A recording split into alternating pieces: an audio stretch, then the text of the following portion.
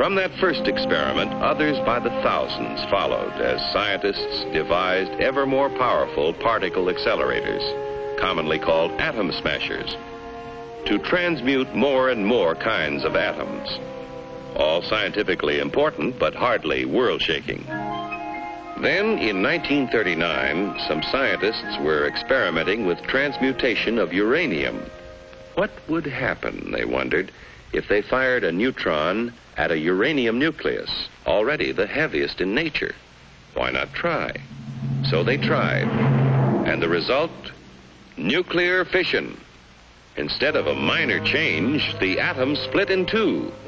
Truly a discovery to change the world. For what had happened when the uranium atom split was a kind of double miracle of science. Half of the miracle concerned that binding force we spoke of before, that kind of cosmic glue which holds the atom's nucleus together. We still don't know all about that binding force yet, but we do know it is equivalent to mass.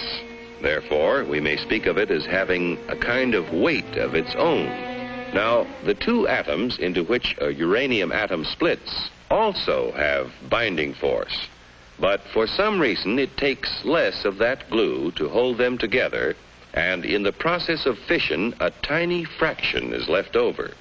What happens to it? It explodes as energy, proving Einstein's theory that mass and energy are really the same. But we spoke of a double miracle.